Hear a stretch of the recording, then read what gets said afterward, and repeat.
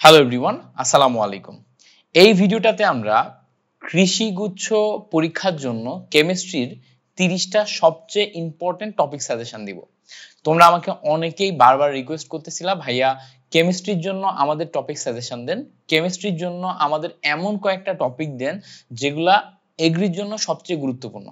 দেখো, যেহেতু আমার এগ্রি ক্লাসটার কিউবি সলভ কোর্স আছে এবং এই কোর্সের ক্লাস শেষ, এই কোর্সের ক্লাসগুলা নেয়ার পরে কেমিস্ট্রির সমস্ত কোশ্চেন আমি সলিউশন করছি এবং সলিউশন করার পরে আমি দেখছি যে আসলে এগ্রিতে যে সমস্ত টিচাররা কোশ্চেন করেন তাদের মাইন্ডসেট কেমন, তারা কোন কোন জোনগুলা থেকে সবচেয়ে বেশি কোশ্চেন পিক করতেছেন।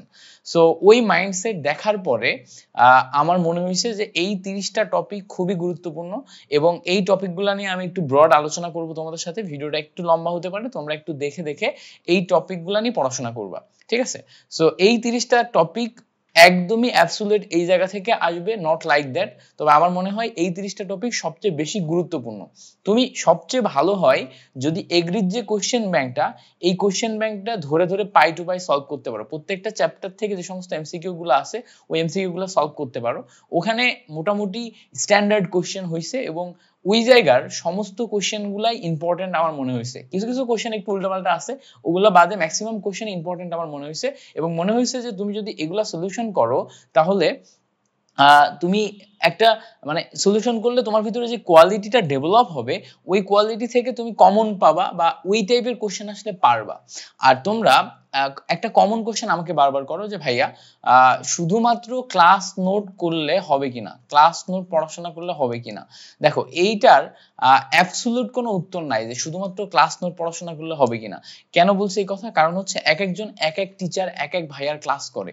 সো যেই ভাইয়া ক্লাস করাচ্ছে ওই ভাইয়ার, ধরো একজন ভাইয়া তোমাকে ক্লাস করাচ্ছে, ওই ভাইয়ার অভিজ্ঞতা একটা বড় ফ্যাক্ট, ওই ভাইয়ের অভিজ্ঞতা একটা বড় ফ্যাক্ট। ধরো তুমি যদি এখন সৈকত আব্দুল্লাহ ভাইয়ের ক্লাস করো, তুমি যদি এখন শাওন রেজা ভাইয়ের ক্লাস করো, তাদের যে পড়ানোর অভিজ্ঞতা, তাদের যে নলেজ, এটা ইনশিয়েন্ট। সো তাদের ক্লাসের যে নোট, এই ক্লাসের নোটটা তুমি যদি ফলো করো তাহলে ওই ক্লাসের নোটই কিন্তু এনাফ। কারণ ওই ওনারা ওনাদের ক্লাসের কন্টেন্ট তৈরি করছেন বিভিন্ন ইউনিভার্সিটির কোশ্চেন অ্যানালাইসিস করে, কোশ্চেন ব্যাংকের উপর ডিপেন্ড করে। এবার ধরো তুমি র্যান্ডম যে কোনো একজন ভাইয়ের ক্লাস করছো যার কোশ্চেন ব্যাংক সলিউশন করার কোনো অভিজ্ঞতা নাই, যার কোশ্চেন সম্পর্কে ধারণা কম, সো সে কি করবে, সে যেটা যেটা পারে সে সেটাকেই বেশি গুরুত্ব দিয়ে পড়ানো শুরু করবে। আমি একজন মেডিকেলে পড়ুয়া স্টুডেন্টকে রিসেন্টলি দেখছিলাম যে সে হচ্ছে তোমার ভার্সিটি ক, তারপর হচ্ছে এগ্রি, এটার জন্য ক্লাস নিতেছে। তো তার ক্লাস আমি খুব মনোযোগ দিয়ে দেখার চেষ্টা করলাম এবং আমি দেখলাম যে সে টোটালি ক্লাসটা নিতেছে হচ্ছে মেডিকেল স্টাইলে। মেডিকেলের জন্য যে প্রিপারেশনে নেওয়ার সময় যেই ভাবে যেই ধাঁচে পড়ানো হয় সেই স্টাইলে ক্লাসটা নিতেছে। সো আমি দেখে জাস্ট চিন্তা করলাম যে আসলে ও যে স্টাইলে পড়াচ্ছে আর এগ্রিতে যে সমস্ত কোশ্চেন আসে, জিএসটিতে যে সমস্ত কোশ্চেন আসে, জিনিসটা কি আসলে ম্যাচ করে? তো আমার মনে হয়েছে যে না, ম্যাচ করে না। এই জন্য এই যে তোমরা ক্লাস নোটের কথা বলো, আমি বলবো যে only class note is not enough. তবে যদি ট্রাস্টেড ভাইয়ার ক্লাস নোট হয় তাহলে অবশ্যই এনাফ, ওই ভাইয়ার ক্লাস নোটই যথেষ্ট। তবে আমি তোমাকে পার্সোনালি সাজেস্ট করব যে এগ্রি কোশ্চেন ব্যাংকটা যদি সলিউশন করার তোমার হাতে অপশন থাকে অবশ্যই অবশ্যই সলিউশন করবা, এগ্রি কোশ্চেন ব্যাংকটা ধরে ধরে সলিউশন করবা আর এই 30টা টপিক মাস্ট পড়বা। সো চলো আমাদের এই 30টা টপিকে আসি। আমি একদম 30টা টপিক তোমাকে সুন্দর মতো লিখে দিছি। সো আমরা একদম চ্যাপ্টারের শুরু থেকে শুরু করি। প্রথমে আমি মৌলের পর্যায়বৃত্ত ধর্ম দিয়ে শুরু করছি কারণ এখান থেকে হিউজ নাম্বার অফ কোশ্চেন আসতে দেখা যায়। সো মৌলের পর্যায়বৃত্ত ধর্ম থেকে এই কয়েকটা টপিক আমি আইডেন্টিফাই করছি। এর ভিতরে হাইড্রোজেন বন্ধন মাস্ট। হাইড্রোজেন বন্ধন খুবই ইম্পর্টেন্ট একটা টপিক। আমি দেখছি হাইড্রোজেন বন্ধন থেকে হিউজ নাম্বার অফ কোশ্চেন আসছে। হাইড্রোজেন বন্ধন থেকে আমি যত কোশ্চেন সলিউশন করাই সবই আসতে দেখছি আমি কৃষিতে। সো এটা মাস্ট। ফাজানের নীতি অন্য লেভেলের একটা ইম্পর্টেন্ট টপিক। ফাজানের নীতি থেকে যে কতভাবে প্রশ্ন ঘোরানো যায় এটা বলে বোঝানো যাবে না। সো ফাজানের নীতি ভালো করে বুঝে বুঝে পড়বা। তারপর সিগমা এবং পাই বন্ধন গণনা, বিভিন্ন টাইপের যৌগ দিয়ে দেয়, ওই সমস্ত যৌগে কতগুলা সিগমা বন্ধন কতগুলা পাই বন্ধন আছে এটা গণনা করতে দেয়, এটা এগ্রিতে ভালোই আসতে দেখছি। তারপর ইলেকট্রন আসক্তি থেকে বেশ কোশ্চেন আসতে দেখছি। সো ইলেকট্রন আসক্তি অনেক গুরুত্বপূর্ণ, তবে চেষ্টা করবা আয়নীকরণ শক্তি, ইলেকট্রন আসক্তি, তড়িৎ ঋণাত্মকতা তিনটাই পড়ে রাখতে। সংকরায়ন রিলেটেড অনেক প্রশ্ন আসতে দেখছি। সো সংকরায়ন বের করা শিখবা এবং সংকরায়ন রিলেটেড অন্যান্য যে সমস্ত প্রশ্ন, জটিল যৌগের সন্নিবেশ সংখ্যা নির্ণয়ের প্রশ্ন, এই টাইপের প্রশ্নগুলো একটু সলিউশন করবা, ঠিক আছে? সো আমাদের মৌলের পর্যায়বৃত্ত ধর্ম থেকে এই সমস্ত জিনিসপত্রগুলো আমাদের আছে। পাশাপাশি তুমি চেষ্টা করবা মৌলের পর্যায়বৃত্ত ধর্মের মেইন বইয়ের শেষে যে সমস্ত এমসিকিউ গুলো আছে, মেইন বইয়ের শেষে যে সমস্ত এমসিকিউ গুলো আছে এগুলা সলিউশন করতে, আর চেষ্টা করবা যে মেইন বইয়ের পাশাপাশি তোমার হচ্ছে এগ্রি কোশ্চেন ব্যাংকে যে সমস্ত কোশ্চেন গুলো আছে এগুলা করতে। তবে আমি চেষ্টা করব যে ফার্স্ট পার্ট এবং সেকেন্ড পার্ট দুইটা পার্টেরই এই আগামী এক সপ্তাহের ভিতরে চেষ্টা করব যে দুইটা পার্টেরই মেইন বইয়ের যত এমসিকিউ এইটা দুইটা ম্যারাথন ক্লাস দিতে, দুইটা ম্যারাথন ক্লাসের মাধ্যমে মেইন বই সমস্ত ইম্পর্টেন্ট এমসিকিউ এর এক ক্লাসে সলিউশন নিয়ে আনতে এবং ওই ক্লাসের নোট তোমাদের কাছে প্রোভাইড করতে, যাতে ওই ক্লাসটা তোমরা করলেই ম্যাক্সিমাম জিনিসপত্র কমন পেয়ে যাও, ঠিক আছে। আর এই টপিকগুলো তো ভালো করে বুঝে বুঝে পড়বাই।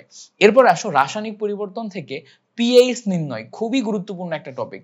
পিএইচ এর ক্ষেত্রে তোমার শক্তিশালী বা স্ট্রং অ্যাসিড স্ট্রং বেজের ক্ষেত্রে পিএইচ নির্ণয়, তারপর উইক অ্যাসিড উইক বেজের ক্ষেত্রে পিএইচ নির্ণয়, অসওয়াল্ডের লৌহকরণ সূত্র, এই পিএইচ নির্ণয়গুলো খুবই গুরুত্বপূর্ণ। পাশাপাশি এই যে অম্লক্ষারের বাফারের যে পিএইচ নির্ণয় এটাও কিন্তু গুরুত্বপূর্ণ, যে হ্যান্ডারসন হ্যাসেলবার্গ ইকুয়েশনের মাধ্যমে বাফারের পিএইচ নির্ণয়, এটা খুব গুরুত্বপূর্ণ। এবং তোমার হচ্ছে আরেকটা খুব গুরুত্বপূর্ণ টপিক হচ্ছে বাফার শনাক্তকরণ। বাফার শনাক্তকরণ বলতে কি বুঝাচ্ছি, প্রথম কথা বাফার রিলেটেড যা কিছু আছে সবই তো পড়বা, কিন্তু বাফার শনাক্তকরণটা স্পেসিফিক ভাবে গুরুত্বপূর্ণ, বলবে নিচের কোনটি বাফার হিসেবে কাজ করে। সো বাফারের শর্তগুলা জেনে কোনটি বাফার হিসেবে কাজ করে এটা তোমাকে আইডেন্টিফাই করতে পারতে হবে। সো এইটা একটা খুব গুরুত্বপূর্ণ টপিক। এরপর আসে হচ্ছে কেপিকেসি রিলেটেড। কেপিকেসি এদের দুইটার মধ্যকার যে সম্পর্ক এটা থেকে কোশ্চেন আসে। অনেক ক্ষেত্রে দেখা যায় যে কেপি এর ভ্যালু এবং অন্যান্য কয়েকটা ভ্যালু দেয়া থাকে, কেসি এর ভ্যালু বের করতে বলে। অনেক ক্ষেত্রে কেসি এর ভ্যালু দেয়া থাকে, কেপি এর ভ্যালু বের করতে বলে। অনেক ক্ষেত্রে কেপিকেসি দুইটাই দেয়া থাকে, মোল সংখ্যা বের করতে বলে, কখনো কখনো হচ্ছে আমাদের টেম্পারেচার বের করতে বলে। সো কেপিকেসির সম্পর্ক থেকে কোশ্চেন আসে। পাশাপাশি কেপিকেসি এর একক থেকে প্রশ্ন আসে, বলে কেপি এর একক কত হবে, কেসি এর একক কত হবে, নির্দিষ্ট একটা সমীকরণ থেকে কেপিকেসির একক বের করতে বলে। এছাড়া কেপিকেসি রিলেটেড আরো বেশ কিছু প্রশ্ন আসতে দেখা যায়, যে কোন ক্ষেত্রে কেপি বড়, কোন ক্ষেত্রে কেসি বড়, এইগুলা ক্ষেত্রে বিভিন্ন টাইপের কোশ্চেন আসতে দেখা যায়। সো কেপিকেসি সম্পর্কিত যে সমস্ত প্রশ্নগুলা তোমার হাতে বাঁধবে বা সামনে আসবে ওগুলা তুমি সুন্দর মতো করে ফেলবা। এরপর আসে হচ্ছে কোন অ্যাসিড কত বেশি শক্তিশালী। অনেক ক্ষেত্রে দেখবা হাইড্রাসিড বলে যে সমস্ত অ্যাসিড গুলো আছে, যেমন hydrogen fluoride, hydrogen chloride, hydrogen iodide, এগুলো আছে। তারপর অক্সো অ্যাসিড আছে, যেমন হচ্ছে HClO4, H2SO4, HClO3, তারপর HNO3, HNO2, এই যে সমস্ত অ্যাসিড গুলো আছে এই অ্যাসিড গুলা কিন্তু হচ্ছে অক্সো অ্যাসিড। অক্সো অ্যাসিড গুলার ক্ষেত্রে কে বেশি শক্তিশালী কে কম শক্তিশালী, ওই যে কেন্দ্রীয় পরমাণু জারণ মান দিয়ে বের করে, ওগুলা আমাদের একটু জানতে হবে, ঠিক আছে। তারপরে আমাদের জানতে হবে হচ্ছে ইলেকট্রন বিন্যাস এবং কোয়ান্টাম সংখ্যা, এই সম্পর্কিত যে পড়াশোনা। ইলেকট্রন বিন্যাসের ক্ষেত্রে আমাদের এই যে হুন্ডের নীতি, আউবাউ নীতি, তারপরে n+n এর নীতি, এরপর কোয়ান্টাম সংখ্যা রিলেটেড যে কোনো ব্যাপারগুলা। এবার যেমন কোয়ান্টাম সংখ্যা থেকে একটা কমন কোশ্চেন আসে, সেটা হচ্ছে নিচের কোন কোয়ান্টাম সংখ্যার সেটটি সঠিক। একটি ইলেকট্রনের জন্য 4টি কোয়ান্টাম সংখ্যার সেট, এটা কিন্তু মাস্ট আসে, এটা হচ্ছে মেইন বইয়ের এমসিকিউ গুলোর ভিতরেও পাবা, ঠিক আছে। সো একটি ইলেকট্রনের জন্য 4টি কোয়ান্টাম সংখ্যার সেট, এটা আসে। এবার দ্রাব্যতা এবং দ্রাব্যতার গুণফল থেকে কি কি আসে, যে একটা যৌগ দিয়ে দেয় এর দ্রাব্যতার গুণফল বের করতে বলে। সো দ্রাব্যতার গুণফল বের করার যে সম্পর্কিত ম্যাথগুলা, দ্রাব্যতা বের করার সম্পর্কিত যে ছোট ছোট ম্যাথগুলা, এগুলো একটু ভালো করে দেখে নিবা। দেখো এগুলা কিন্তু বাছাই করা টপিক, এগ্রি কোশ্চেন অ্যানালাইসিস করে বাছাই করা টপিক। সো এই টপিকগুলো বাদ দিও না, এই টপিকগুলো খুব ভালো করে পড়ো, তারপরে তুমি সামনে এগিয়ে যাও, কেমন। এরপরে আসো আমরা আসি হচ্ছে তোমার শনাক্তকরণে। আয়ন শনাক্তকরণ আছে আমাদের ওই যে গুণগত রসায়নে, এর ভিতরে একটা আয়ন শনাক্তকরণের ভিতর একটা আয়ন নেসলার দ্রবণ দিয়ে আয়ন শনাক্তকরণ, এটা খুব বেশি আসতে দেখা যায়। সো আয়ন শনাক্তকরণ তুমি যে কয়টা পারবা সে কয়টা পড়বা, কিন্তু নেসলার দ্রবণটা বাদ দিবা না, ঠিক আছে। নেসলার দ্রবণটা মাস্ট, এটা খুবই গুরুত্বপূর্ণ একটা টপিক, ঠিক আছে। এরপরে আসো আমাদের পরবর্তীতে আমরা একটু পরিবেশ রসায়নের দিকে যাই। পরিবেশ রসায়নের দিকে যদি যাই, এখানে অম্লক্ষার থিওরি বা অম্লক্ষার তত্ত্ব, যেমন হচ্ছে তোমার ব্রোনস্টেড লাউরি, লুইস, আরহেনিয়াস, এই যে 3টা তত্ত্ব আছে বা অ্যাসিড বেস থিওরি যে কটা আছে, এই প্রত্যেকটা থিওরি আমাদের জন্য গুরুত্বপূর্ণ। কেন? এই প্রত্যেকটা থিওরি থেকে আমাদের কোশ্চেন দিয়ে দেয়, বিশেষ করে হচ্ছে লুইস থিওরি থেকে সবচেয়ে বেশি কোশ্চেন দেয়, যে নিচের কোনটি লুইস অ্যাসিড, লুইস বেস, তারপর কনজুগেট অ্যাসিড, কনজুগেট বেস থেকেও প্রশ্ন দিয়ে দেয়। এবার গ্রাহামের ব্যাপন সূত্র থেকে প্রশ্ন আসে, গ্রাহামের ব্যাপন সূত্র থেকে, টোটাল সূত্র থেকে বিভিন্ন টাইপের ঘুরিয়ে পেঁচিয়ে প্রশ্ন আসে। তারপরে যেমন গ্রাহামের ব্যাপন সূত্রে আণবিক ভর থেকে, ঘনত্ব থেকে প্রশ্ন আসে, যেমন আণবিক ভরের সাথে ব্যাপনের হারের সম্পর্ক হচ্ছে ব্যস্তানুপাতিক। সো তোমার ভর যদি বাড়ে তাহলে হচ্ছে তোমার কি ব্যাপন হার কমবে, আর ভর যদি কমে ব্যাপন হার বাড়বে। সো এরকম কোশ্চেন আসে যে নিচের কোনটির ব্যাপন হার সবচেয়ে বেশি। সো এই কোশ্চেনগুলো আমি কিন্তু এগ্রি কোশ্চেন ব্যাংকে অনেক বেশি দেখছি।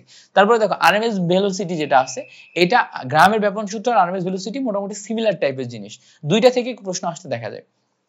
ডালটনের আংশিক চাপ সূত্র ভেরি ভেরি ইম্পর্টেন্ট। আমি মনে করি এগ্রির জন্য সবচেয়ে বেশি ইম্পর্টেন্ট। কেন? কারণ হচ্ছে ডালটনের আংশিক চাপ সূত্র থেকে তোমার বিভিন্ন সময় যেমন মোল ভগ্নাংশ আসতে দেখা যায়, আংশিক চাপ বের করতে দেখা যায়, মোট চাপ বের করতে দেখা যায়, বিভিন্ন টাইপের ছোট ছোট পোরশন থেকে ম্যাথগুলা দিয়ে দেয়। সো এইটা ভালো করে দেখবা। এবার দেখো আমি PV equals to nRT equation দিয়ে রাখছি। PV equals to nRT equation কেন দিছি? পিভি ইকুয়ালস টু এনআরটি ইকুয়েশনের ভিতরে বয়েল, চার্লস, অ্যাভোগাড্রোর তিনটাই আছে। সো তুমি যদি PV equals to nRT equation শিখো, এখান থেকে তুমি বয়েল শিখতে পারবা, চার্লস শিখতে পারবা, অ্যাভোগাড্রো শিখতে পারবা। সো এই পিভি ইকুয়ালস টু এনআরটি ইকুয়েশনটাই হচ্ছে আমাদের এখানকার মেইন কাহিনী। হ্যাঁ, so PV equals to NRT ইকুয়েশনটা ভালো করে দেখবা। হ্যাঁ, পিভি ইকুয়ালস টু এনআরটি ইকুয়েশনটা ভালো করে দেখবা। ওকে, এরপরে এই ইকুয়েশন থেকে কিন্তু অনেক ক্ষেত্রে ঘনত্ব বের করতে বলে, ডাব্লিউ বের করতে বলে, এম বের করতে বলে, অনেক কিছুই বের করতে বলে। সো এই ইকুয়েশন রিলেটেড জিনিসপত্রগুলো দেখো। আর এই যে পিভি ইকুয়ালস টু এনআরটি ইকুয়েশনে মোলার গ্যাস ধ্রুবক আর, এই আর এর এককগুলা জানবা, এই আর এর মানগুলা জানবা। সো আর এর একক এবং আর এর মান এগুলা কিন্তু বেশ ইম্পর্টেন্ট, এগুলা জানবা। এরপরে দেখো আমরা জৈব যৌগে চলে আসছি। জৈব যৌগে ইলেকট্রোফাইল আর নিউক্লিওফাইল শনাক্তকরণ করতে হবে। নিচের কোনটি ইলেকট্রোফাইল, মানে কাদের ইলেকট্রনের প্রতি আকর্ষণ আছে। নিচের কোনটি নিউক্লিওফাইল, মানে কাদের নিউক্লিয়াস তোমার প্লাস চার্জের প্রতি আকর্ষণ আছে। ইলেকট্রোফাইল নিউক্লিওফাইল নিয়ে একটা বৃহত্তর পড়াশোনা তোমাকে দিতে হবে। এরপরে সক্রিয়তার ক্রম, স্থায়িত্বের ক্রম, এই দুইটা টপিক নিয়েও তোমাকে পড়াশোনা দিতে হবে। যেমন তোমার অ্যানায়নের সক্রিয়তার ক্রম, স্থায়িত্বের ক্রম, ক্যাটায়নের সক্রিয়তার স্থায়িত্বের ক্রম, তারপরে হচ্ছে তোমার ফ্রি রেডিকালের সক্রিয়তার ক্রম, স্থায়িত্বের ক্রম। সো এইগুলো আমাদের ভালো করে জানতে হবে। আর এবার সবচেয়ে ইম্পর্টেন্ট টপিক আমার মনে হয়েছে SN1 SN2। SN1 SN2 এরও কিন্তু সক্রিয় ক্রম, স্থায়িত্বের ক্রম আছে। মানে SN1 SN2 বিক্রিয়া কে বেশি দেয়, কে কম দেয়। SN1 SN2 বিক্রিয়ার ক্ষেত্রে যে সমস্ত শর্তগুলো আছে প্রত্যেকটা শর্ত ভালো করে শিখবা। SN1 SN2 থেকে অনেক অনেক প্রশ্ন আসতে দেখা যায়। এরপরে দেখো আমি জৈব যৌগ থেকে আরো তোমাকে সাজেশন দিছি যে নামধারী শনাক্তকরণ, যেমন টলেন বিকারক, ফেলিং দ্রবণ, লিবারম্যান, ব্রাডের বিকারক ইত্যাদি। এই কয়টাই যে শুধু আছে তা না, এই টাইপের যে কয়টা নামধারী শনাক্তকরণ আছে প্রত্যেকটা শনাক্তকরণ পড়বা। ঠিক আছে, যেমন নামধারী বিক্রিয়ার ভিতরে আছে কি, ক্যানিজারো বিক্রিয়া, অ্যালডল ঘনীভবন বিক্রিয়া, এগুলা ভালো করে পড়বা। আর অ্যামিনের ক্ষার ধর্মের সক্রিয়তার ক্রম, এটা সবচেয়ে বেশি আসতে দেখা যায়। ওই যে 213, তারপর হচ্ছে অ্যামোনিয়া, তারপর হচ্ছে অ্যানিলিন, এই যে একটা সক্রিয়তার ক্রমের যে ক্রম আছে, এই ক্রমটা খুব ভালো করে পড়বা। হ্যাঁ, এই ক্রমটা খুব বেশি আসে। তারপরে দেখো হ্যালোফর্ম বিক্রিয়া, ফিডেলক্রাফট বিক্রিয়া, এই দুইটাকে আলাদা করে লিখছি কেন? কারণ আমার মনে হয়েছে যে কৃষির জন্য এই জায়গা থেকে প্রশ্ন চলে আসতে পারে। সো কৃষির জন্য যেহেতু এই জায়গা থেকে প্রশ্ন আসার সম্ভাবনা আছে, এই জায়গাটা ভালো করে পড়বা। কেমন? ওকে, এরপরে দেখো অর্থ প্যারা নির্দেশক, মেটা নির্দেশক। বেনজিন বলা হয় কে অর্থ নির্দেশক, কে প্যারা নির্দেশক, কে মেটা নির্দেশক। এটাও খুব গুরুত্বপূর্ণ একটা টপিক। সো এইটা একটু ভালো করে পড়িও। তারপরে দেখো শতকরা ঘনমাত্রা, পিপিএম, পিপিবি, পিপিটি। এইটা তো এই শতকরা ঘনমাত্রা is S equals to 10x divided by m যে ফর্মুলা আছে, এই ফর্মুলার তো কোনো বিকল্প নাই। এই ফর্মুলা থেকে যে কি পরিমাণ প্রশ্ন আসে আমি তোমাকে বলে বোঝাতে পারবো না। ঘনমাত্রা নির্ণয়, শতকরা ঘনমাত্রা নির্ণয়, পিপিএম নির্ণয়, এই তিনটা তো মাস্ট একটা টপিক, যে জায়গা থেকে প্রত্যেকবারই প্রশ্ন আসে। সো এই কয়েকটা টপিক ভালো করে শিখবা। তারপরে অ্যাসিড ক্ষার ট্রাইট্রেশন, দ্রবণের প্রকৃতি নির্ণয়, অর্থাৎ ট্রাইট্রেশনের মাধ্যমে কার কত পরিমাণ সেটা শর্টকাটে 2-3 লাইনে বের করার যে সিস্টেম, এটা শিখে এই জায়গার ক্যালকুলেশনগুলো শিখবা। দ্রবণের প্রকৃতি নির্ণয় সেম সূত্র থেকে বের করা যায়, এইটা একটু ভালো করে শিখো। কারণ আমার মনে হয়েছে যে এইগুলাও তোমাদের জন্য জানা খুবই প্রয়োজনীয়, বিশেষ করে কৃষি পরীক্ষা দিতে গেলে। লঘুকরণের একটা জিনিস আছে, এটাও বেশ গুরুত্বপূর্ণ। ঠিক আছে, আচ্ছা, ফ্যারাডের প্রথম সূত্র, ফ্যারাডের দুইটা সূত্রের ভিতরে প্রথম সূত্র থেকে খুব বেশি পরিমাণ প্রশ্ন আসে। ওই যে n equals to IT divided by EF, এবং এখান থেকে সব ধরনের ক্যালকুলেশন করা যায়। এই ক্যালকুলেশন গুলা ভালো করে শিখে ফ্যারাডের প্রথম সূত্র শিখবা। তারপরে কোষ সংকেত, কোষ বিভব, ঠিক আছে, নার্নস্ট ইকুয়েশন বা স্ট্যান্ডার্ড কোষ বিভব, প্রত্যেকটা জিনিস শিখবা। সো এই 30টা টপিক তোমাদের জন্য খুবই খুবই গুরুত্বপূর্ণ। ঠিক আছে, এই 30টা টপিক ভালো করে শিখবা। আর আমি তোমাকে বারবার বলছি যে কোশ্চেন ব্যাংক সলিউশন মাস্ট করবা। কোশ্চেন ব্যাংক সলিউশনটা তোমার জন্য হচ্ছে মাস্ট। ঠিক আছে, এবার কোশ্চেন ব্যাংক সলিউশন করতে যে কোথাও তুমি যদি আটকে যাও, তোমার মনে হয় যে মিল্টন ভাইয়ার হেল্প দরকার, তাহলে কিন্তু তুমি আমাদের কোশ্চেন ব্যাংক সলিউশন কোর্সে জয়েন করতে পারো। দেখো কোশ্চেন ব্যাংক সলিউশন কোর্সে আমাদের এখনো পর্যন্ত 388 জন জয়েন করে আছে। ঠিক আছে, সো কোশ্চেন ব্যাংক সলিউশন কোর্সের উপকারিতাটা কি? উপকারিতাটা কি? এখানে দেখো এই যে পিন মেসেজ, না পিন মেসেজে তোমাকে যদি ক্লিক করে দেখাই, এখানে দেখো এই যে পিন মেসেজে আমার ছোট ভাই ও ওর নাম হচ্ছে লিমন খন্দকার, আমি ওকে আমাদের বাড়িতে ডাক নাম হচ্ছে বেলালি, ওই জন্য বেলালি নামে সেভ করা। ও দেখো আমার সমস্ত ক্লাসগুলোকে পিন করে রাখছে। সো এই যে এই জায়গাতে আমাদের, তুমি যদি এফবি তে ক্লাস করতে চাও, সো আমাদের এফবি তেও কিন্তু ক্লাস করতে পারো। এখানে জাস্ট ক্লিক করলে আমাদের এফবি গ্রুপে নিয়ে চলে যাবে এবং তুমি জয়েন করলে এফবি গ্রুপেও ক্লাসগুলো করতে পারবা। সো এবার দেখো এই যে এই জায়গাতে গাইডলাইন সেশনগুলো আছে কেমিস্ট্রি সেগমেন্টে, দেখো কেমিস্ট্রি ক্লাস, সমস্ত কেমিস্ট্রি ক্লাসগুলো, প্রত্যেকটা কেমিস্ট্রি ক্লাস এখানে দেখো আমাদেরকে সলিউশন করে করে দেয়া আছে। সাপোজ ধরো তুমি জৈব যৌগই তুমি করতে চাচ্ছ, জৈব যৌগ করতে চাচ্ছ, জৈব যৌগের part 1, part 2, part 3, so total 180টা এমসিকিউ 3টা পার্টে সলিউশন করা। এখন তুমি ধরো হচ্ছে করতে চাচ্ছ হচ্ছে সেকেন্ড পার্টটা, সেকেন্ড পার্টের এই লিংকে ক্লিক করলেই দেখো তোমাকে ভিডিওতে নিয়ে চলে যাবে। এই জায়গা থেকে তুমি কিন্তু সলিউশন ক্লাসটা অনায়াসে দুমদাম করে ফেলতে পারবা এবং এই সলিউশন ক্লাসটা করে তোমার বেসিকগুলো তুমি ক্লিয়ার করে ফেলতে পারবা। ওকে, সো আমরা যেখানে ছিলাম, আমরা এই যে কোশ্চেন ব্যাংক সলিউশনের এই জায়গাতে ছিলাম। এবার দেখো তোমার কেমিস্ট্রি যেমন আছে, কেমিস্ট্রির পাশাপাশি ফিজিক্স আছে, দেখো ফিজিক্সের সমস্ত ক্লাসগুলা এখানে লিঙ্ক করা আছে, ঠিক আছে, এখানে লিঙ্ক করা আছে। সেম ভাবে ম্যাথেরও সমস্ত ক্লাসগুলা লিঙ্ক করা আছে। ম্যাথের আর তোমার হচ্ছে 2টা চ্যাপ্টার বাকি আছে, অন্তরীকরণ আর যোগজীকরণ। এই 2টা আমি হচ্ছে সলিউশন করতেছি অলরেডি, অন্তরীকরণে বেশ কয়েকটা ক্লাস দিয়ে ফেলছি আর যোগজীকরণও চলতেছে। সো এই ক্লাসগুলোও তোমার ধীরে সুস্থে আস্তে আস্তে চলে আসতেছে, সো প্যারা নাই, তোমার 1-2 দিনের ভিতরে সলিউশন হয়ে যাবে।